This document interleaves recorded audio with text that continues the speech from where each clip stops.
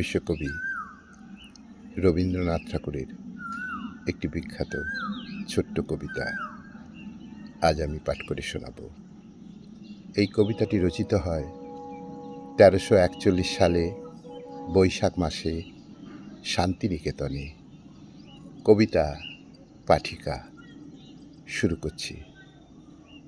বহিছে হাওয়া উতল বেগে, আকাশ ঢাকা সজল মেঘে, ধনিয়া উঠে কেকা, করিনি কাজ পড়িনি বেশ, গিয়েছে বেলা বাঁধিনি কেশ, পড়ি তোমারই লেখা। ওগো আমারই কবি, তোমারে আমি জানিনে কভু, তোমার বাণী আঁকিছে তবু অলস মনে অজানা তব ছবি। বাদল ছায়া হাই গো মরি, বেদনা দিয়ে তুলেছ ভরি, নয়ন মম করিছে ছলো ছলো, হিয়ার মাঝে কি কথা তুমি বলো। কোথায় কবে আছিলে জাগি, বিরহ তব কাহার লাগি, কোন সে তব প্রিয়া। ইন্দ্র তুমি তোমার শচী, জানি তাহারে তুলেছ রচি, আপন মায়া দিয়া। ওগো আমার কবি, ছন্দ বুকে যতই বাজে, ততই সেই মূরতি মাঝে, জানি না কেন আমারে আমি লোভী। নারী হৃদয় যমুনা তীরে, চিরদিনের সোহাগিনী রে, চিরকালের শোনাও স্তব গান, বিনা কারণে দুলিয়া উঠে প্রাণ। নাইবা তার শুনিনু নাম, কভু তাহারে না দেখিলাম, কিসের ক্ষতি তাই।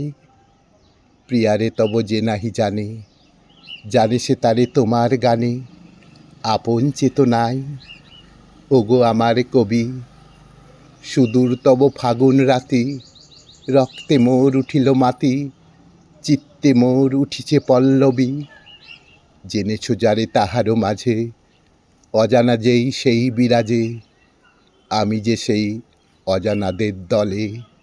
তোমার মালা এলো আমার গলে, বৃষ্টি ভেজা যে ফুলহার, শ্রাবণ সাজে তব প্রিয়ার, বেনিটি ছিল ঘেরি, গন্ধ তারি স্বপ্ন সম, লাগিছে মনে যেন সে মম বিগত জনমেরি।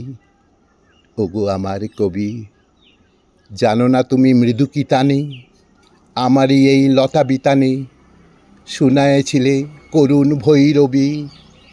ঘটেনি যাহা আজ কপালে, ঘটেছে যেন সে কোন কালে, আপন ভোলা যেন তোমার গীতি, বহিছে তারি গভীর বিস্মৃতি।